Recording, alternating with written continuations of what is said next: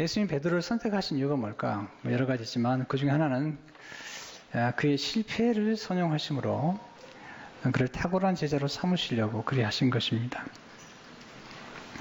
사람을 키우는 탁월한 솜씨는 어디서 나타날까요? 유능하고 학력도 좋고 백그라운드 되게 좋고 이런 분들을 키우는 건 어렵지가 않죠.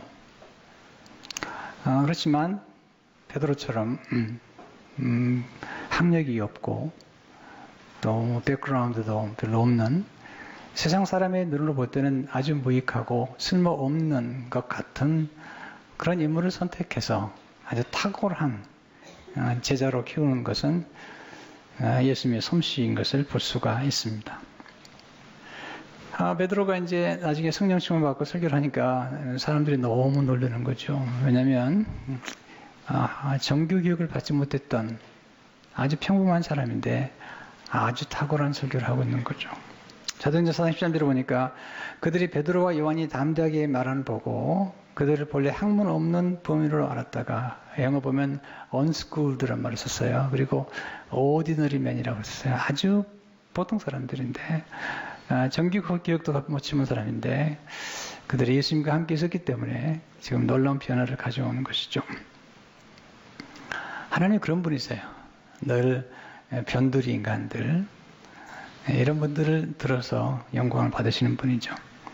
특별히 베드로를 선택하신 이유 중 하나는 뭐냐면 그의 실패 후에 베드로처럼 실패한 사람들을 키우라고 선택하셨다는 거죠. 누가복음 22장 32절을 보게 되면 그러나 내가 너를 위하여 내 믿음이 떨어지지 않기를 기도하였노니 너는 돌이킨 후에 내 형제를 굳게 하라.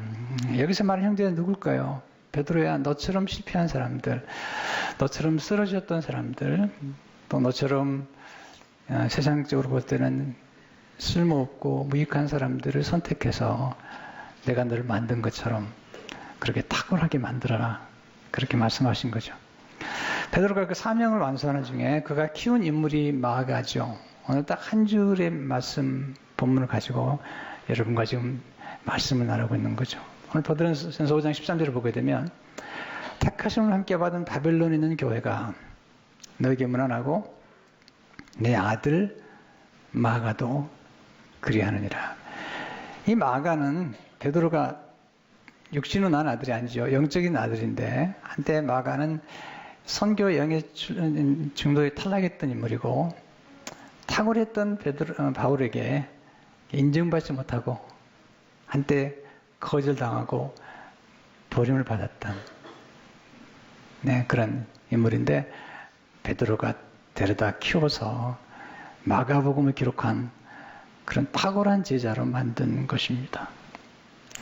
이게 이제 주님께서 베드로에게 이미 주셨던 그런 비전이고 또 우리가 지금 품어야 될 비전인 것입니다. 자, 이 말씀과 함께 우리가 먼저 기억해야 될 메시지는 예수님은 제자들에게 재생산의 비전을 심어주신 것입니다. 내가 너희를 키운 것처럼 너희도 또 사람을 키우라는 거죠. 리프로덕션 하라는 거죠. 특별히 베드로를 이해하려면 베드로의 주변 인물들을 늘 살펴야 되는데 예수님과의 관계, 또 베드로가 직접 키운 마가는 어떤 인물인가, 또 베드로의 동역자들, 사도 요한과 야고보, 또 나중에는 사도 바울과 동역하잖아요. 이렇게 한 사람을 이해하는 데는 이렇게 주변 인물들을 이용하는 게 필요한데 베드로가 자기 영의 아들을 향해서 이렇게 표현하죠. 내 아들 마가. 바울도 디모데를 키우면서 그렇게 얘기하죠. 디모데 1장 2절을 보게 되면 믿음 안에서 참 아들 된 디모데에게 편지하노니 my true son, 내 아들 디모데라고 써요. 베드로에게 마가가 있다면 바울에게는 디모데, 디도, 누가 이런 여러 인물들이 있는 거죠. 예수님께서 제자들을 처음부터 키우실 때 처음부터 계획하신 게 뭐냐면 내가 너희를 제자로 삼은 것처럼 너희도 제자로 삼으라는 거죠. 이게 예수님의 지상 명령이죠. 마태복음 18장 19절 20절을 보게 되면 그럼 너희는 가서 모든 민족을 제자로 삼아. 이건 비전이 놀랍죠. 모든 민족이죠. All nations. 아버지 아들과 성령 이름으로 세례를 베풀고 내가 너에게 분부한 모든 것을 가르쳐 지키게 볼지어다. 내가 세상 끝날까지 너희와 항상 함께 있으리라 하시니라. 내가 너에게 분부한 것을 또 다른 제자들에게 양육하라는 거죠. 처음부터 우리가 이제 한 영혼을 전도할 때 그 전도하자마자 그로 하여금 예수 그리스도를 영접시키고 예수님을 믿게 만드는 그 순간부터 우리는 비전을 주셔야 되죠. 예수님이 제자를 부르실 때 그렇게 하신 거죠. 마태복음 4장 19절을 보게 되면 나를 따라오라. 내가 너희를 사람을 낚는 어부가 되게 하리라. 내가 너희를 낚아서 키운 것처럼 너희도 사람을 낚아서 키우라는 거죠. 여러분 그 어부가 고기 잡을 때 한 마리만 잡는 게 아니거든요. 네, 그물로 잡을 때는요, 뭐 수많은 고기를 잡잖아요. 그리고 또 잡잖아요. 이렇게 고기에 한번 낚는. 예수님의 비전은 사람을 낚아, 사람을 얻고 그 사람을 키우고 그 사람을 남기는 것입니다. 예수님 제자들에게 사람을 낚는 어부가 되라는 비전을 남기신 것입니다. 곧 예수님의 비전은 재생산의 비전이라는 거죠. 예수님이 그들을 제자로 키우고 남긴 것처럼 제자들도 다른 제자를 키우고 남기는 것이 재생산의 비전인 것입니다. 이 비전을 품었던 또 하나의 제자가 바울이죠. 바울이 이제 디모데를 키운 다음에 이제 생애 마지막에 유언처럼 남기는 서신이 디모데 후서인데, 디모데 후서에서 자기 사랑하는 영의 아들 디모데에게 이렇게 고면하죠. 디모데후서 2장 1절을 보면 내 아들아, you then my son. 내 아들아, 그러므로 너는 그리스도 예수 안에 있는 은혜 가운데서 강하고 또 내가 많은 증인 앞에서 내게 들은 바를 충성된 사람들에게 부탁하라. 그들이 또 다른 사람들을 가르칠 수 있으리라. 이게 중요한 거죠. 복음의 4세대라고 그러는데 바울이 디모데를 키웠고요. 디모데가 충성 사람들을 키웠고 또 충성된 사람들이 또 다른 사람들을 키웠던 것을 보게 됩니다.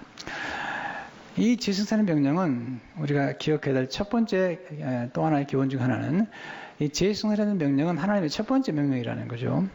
창세기 1장 28절을 보게 되면 하나님 그들에게 복을 주시며 하나님이 그들에게 이르시되 생육하고 번성하여 땅에 충만하라. 땅을 정복하라. 이것은 하나님께서 우리 첫 번째 명령, 이걸 문화 명령이라고 그러죠. 그래서 아담과 하와가 이제 하나님 만드신 다음에 그들이 번성해서 나중에 노홍수 사건을 보게 되면 뭐 온 천지에 흩어지잖아요. 근데 하나님께서 홍수 사건으로 그들을 멸하시고 8명만 남기잖아요. 근데 노아의 가족 8명이 또 나중에 굉장히 많은 숫자로 늘어나잖아요. 이게 이제 계속 멀티플라이 되는 거거든요. 요하네스 의 부모님이 자녀를 19명을 낳았습니다.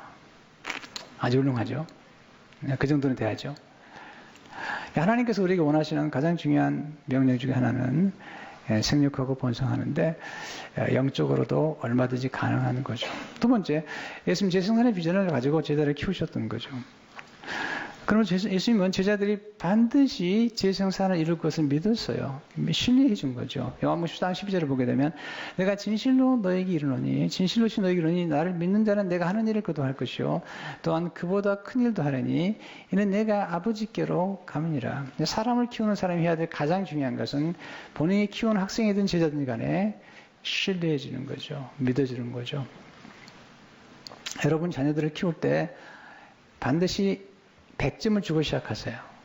어떤 부모님들 보면요. 자녀를 키울 때 항상 부족하대요. 넌 이것이 부족하다. 이것도 부족하다. 늘 그러다가 늘 부족한 자녀를 키우게 되는데 그건 지혜롭잖아요. 그건 복음적이지 않습니다. 하나님의 복음은 이런 거죠. 우리 죄인인데 의인이라고 100점을 주고 시작하는 거예요.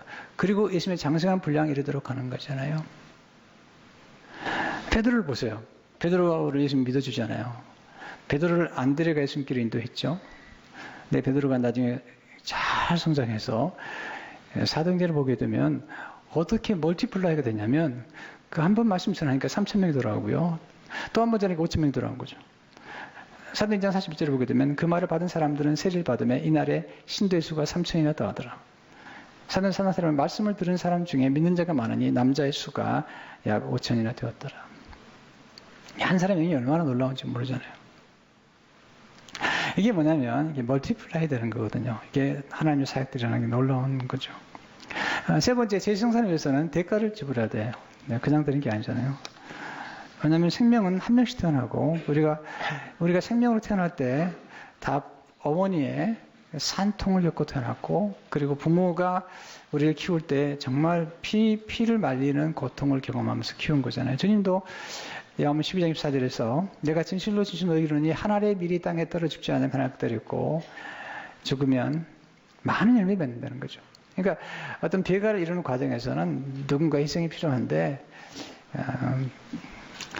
예수님께서 제자를 위해 십자가 돌아가셨고 또 베드로와 많은 제자들도 순교의 죽음의 길을 갔던 거죠.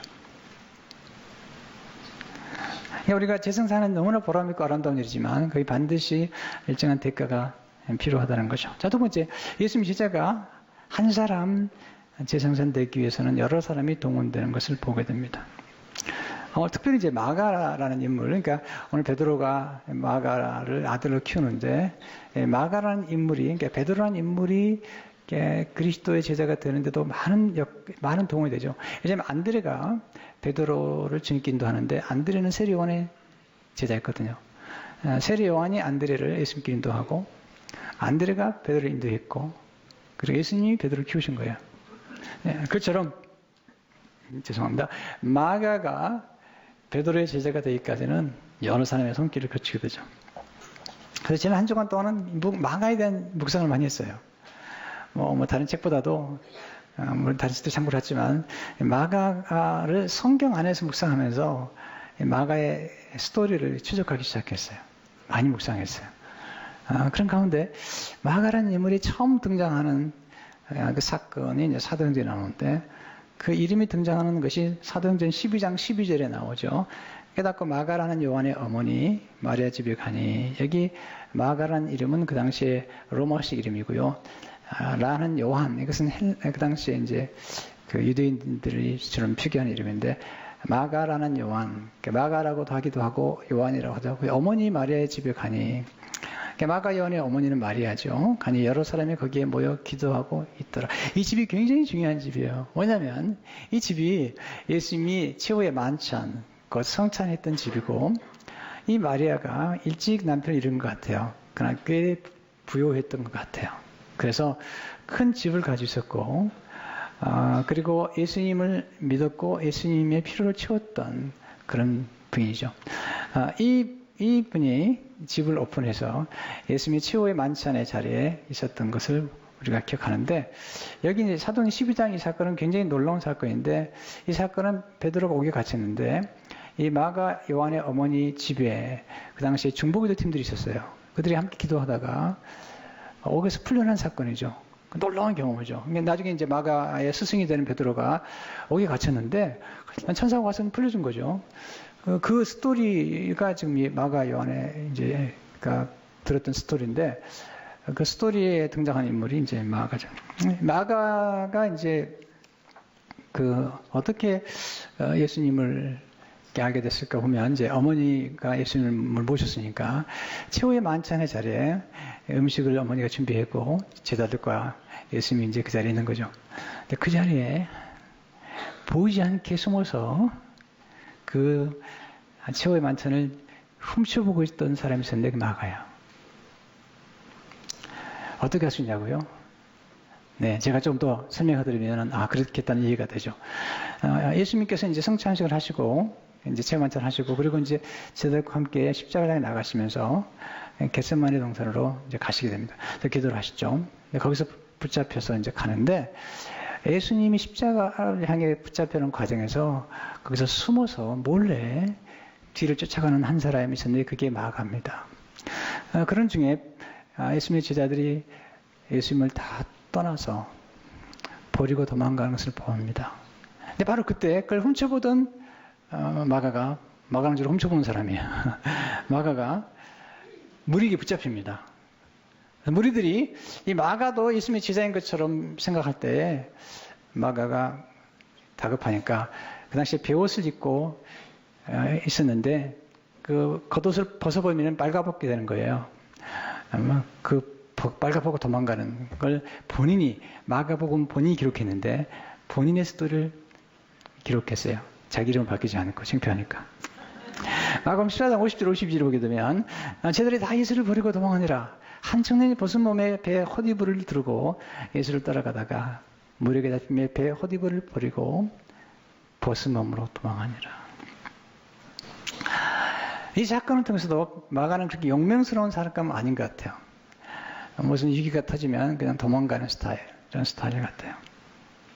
근데 이 과정에서 마가가 지켜본 것 중에 하나가 뭐냐면 베드로가 예수님을 3번이나 부인한 사건과 또 하나 놀라운 사실은 베드로가 예수 그리스도를 통해서 회복된 스토리를 알게 된 것입니다. 그러니까 최후의 만찬의 자리에서 있었던 게 마가고요. 또 하나 놀라운 사실은 예수님이 승천하신 후에 다시 120명이 모여서 기도하는데 그 집이 곧 이 마가 요한의 집이에요. 그러니까 예수님을 모셨던 그 집이 성령의 임재가 임할 때 그 120명 중에 마가도 포함되어 있을 가능성이 높아요. 왜냐하면 여러분이 이제 경험 보시면 알지만요. 성령이 임하는 자리는요. 거기 임하는 모든 사람이 다 성령을 받게 돼 있어요. 그 당시 120명이 다 받았는데 마가도 성령의 놀라운 능력을 체험했을 가능성이 높아요. 왜냐하면 예수님을 따라갔을 정도니까 또 거기서 모였으니까 제자들이 얼마나 마가를 사랑했겠어요. 왜냐하면 그의 어머니가 제자들을 위해서 공개하고 있으면 공개하고 집을 오픈했으니까 마가가 제자들에게 사랑받는 그런 형제가 된 건 뭐 당연한 거죠. 그런데 여기서 이제 또 하나 우리가 알아야 할 것은 이제 마가의 주변 인물 가운데 바나바라는 인물이 있죠. 바나바가 나중에 안디옥 교회에 담임 목회자가 되죠. 근데 바나바는 그 당시에 마가의 생질인데 생질은 누이의 동생이에요. 누이의 동생. 그러니까 이 마가가 보면 이게 바나바의 생질이 마가인데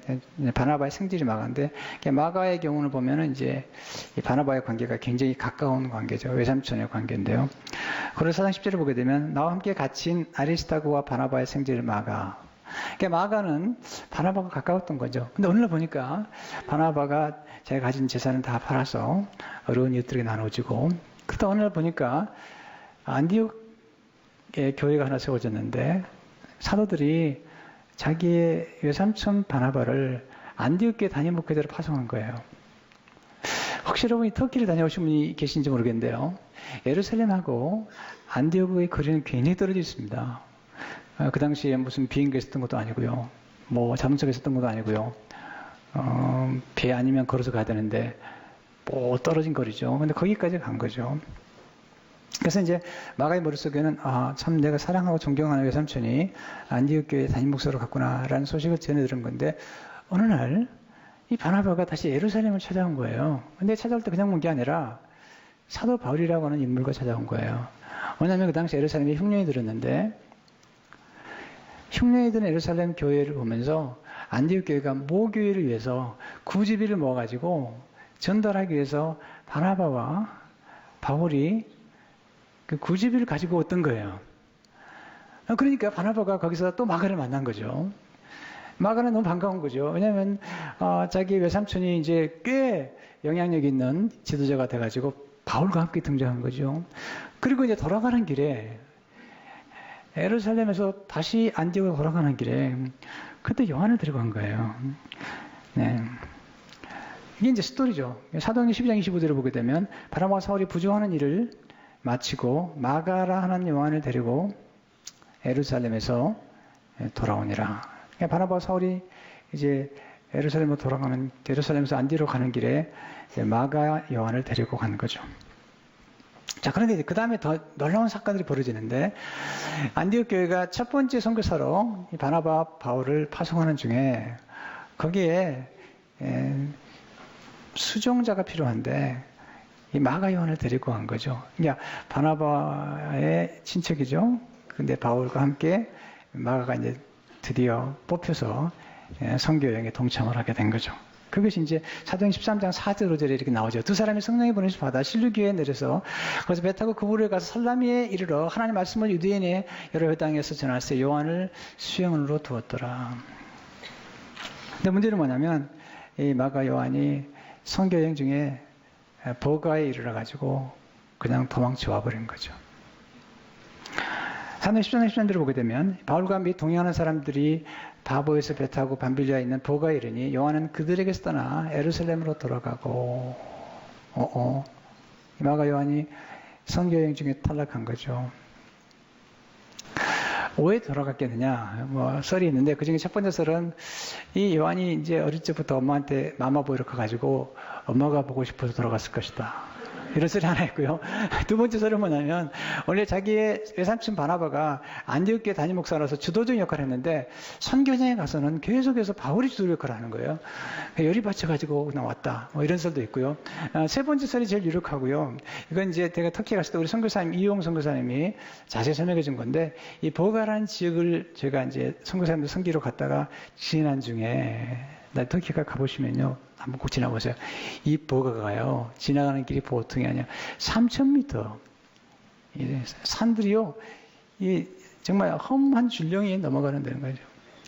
이제 저희야 버스로 옮겼지만 그 산을 발로 오르는데 거기는 강도도 많고 굉장히 위험했던 지역이거든요. 그러니까 바울과 바나바는 그 어려움을 통과했지만 마가는 도망쳐온 거죠. 여러분, 뭔가를 시도했다가 중간에 탈락할 때 경험하는 그런 좌절감이나 그리고 열등의식들은 아시잖아요. 근데 바울은 굉장히 과업 중심적인 사람이기 때문에 과업을 이루기 위해서 몇 사람 상처받는 건 신경 안 썼던 사람이 원래는 처음에는 나중에 안 그렇지만 나중에 돌아와서 이제 안디옥 교회 다시 돌아오죠. 이장이 많이 돌아와서 마가를 보는데 그냥 받겠어요? 죄를 받겠어요? 네. 바울 앞에 가면 너무나 작은 자기의 모습이 되어버린 거죠. 그러다 이제 두 번째 선교여행을 떠날 때 바나바가 참 좋은 사람입니다. 그런 위로자였어요. 그런 사람을 잘 품었는데 바울에게 가죠. 우리 두 번째 선교여행 가는데 마가를 데려갑시다. 바울이 안 된다는 거죠. 바울은요 굉장히 과업지향적인 사람이기 때문에 안 된다는 거예요. 둘이 심히 다투어 헤어지고 바나바는 마가를 데리고 바울은 실라를 데리고 떠나게 됩니다. 그리고 거기서 이제 마가는 바울에게 버림을 받습니다. 버림에게 인정받지 못하는 사람이 된 거죠. 그 당시에 베드로와 바울은 이제 벌써 거장이 된 거죠. 근데 바나바가 자기의 조카를 베드로에게 부탁합니다. 베드로가 바가를 키우죠. 왜 키우냐면 본인처럼 실패했던 경험을 가진 사람이기 때문에. 그를 키워서 아주 훌륭하게 키우게 됩니다. 나중에는 베드로가 얼마나 잘 키우냐면 바울도 함께 동역자로 마가를 인정할 만큼 그를 키운 거예요. 한때 바울이 그를 버렸는데 베드로가 그를 데려다가 그냥 사람이 누구 손에 그냥 베드로가 그를 데려다가 동역자로 만든 거죠. 그래서 빌리몬서 1장 24절을 보게 되면 또한 나의 동역자 마가 그렇게 얘기하고 있고요. 그리고 골로새서 10절을 보게 되면 사도 바울이 이렇게 권면하고 있습니다. 나와 함께 갇힌 아리스다고와 바나바의 생질 마가와 이 마가에 대해 너희가 명을 받았으므로 그가 이르거든 영접하라. 그리고 그의 생의 마지막 편지에 마가를 너무 그리워합니다. 한때 그가 버렸던 마가를 그리워하면서 그 생의 마지막에 디모데에게 이렇게 얘기하죠. 디모데서 11절을 보게 되면 누가 만나 함께니라 내가 올 때 마가를 데리고라. Bring him with you.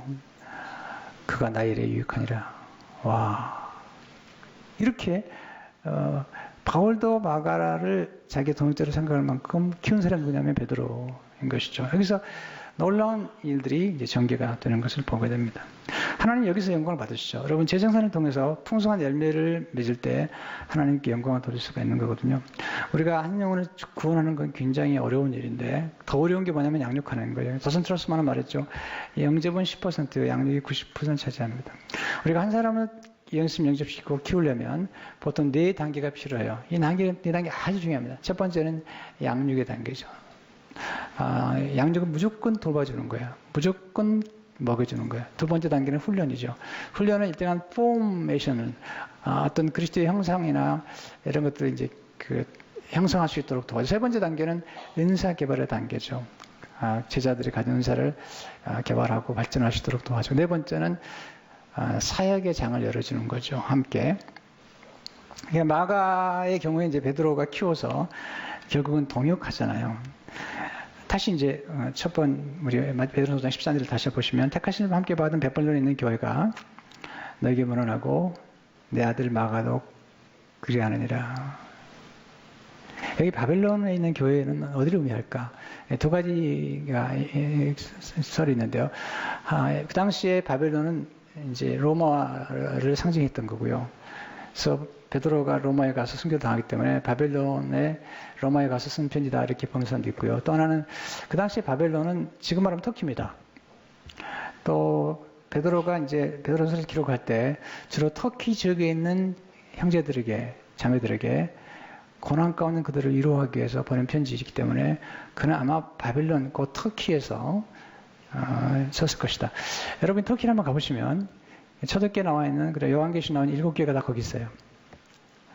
베드로서 1장 1절을 보게 되면 베드로가 이렇게 얘기해요. 예수 그리스도의 사도 베드로는 본도, 갈라디아, 갑바도기아. 이 아시아는 지금의 아시아가 아니면 동아시아 말고 그 당시에 소아시아, 터키 정말 비두니에 흩어진 나그네 이렇게 얘기하고 있는데요. 그러니까 바벨론이 진짜 그 당시에 터키일 수도 있고요, 바벨론일 수도 있고요, 또 로마일 수도 있는데 그건 제가 볼 때는 뭐 그게 중요한 게 아니고 더 중요한 게 뭐냐면 그 마가와 함께 동역했다는 거죠. 그를 제자로 삼았다가 이제는 그를 동역했다는 것이죠.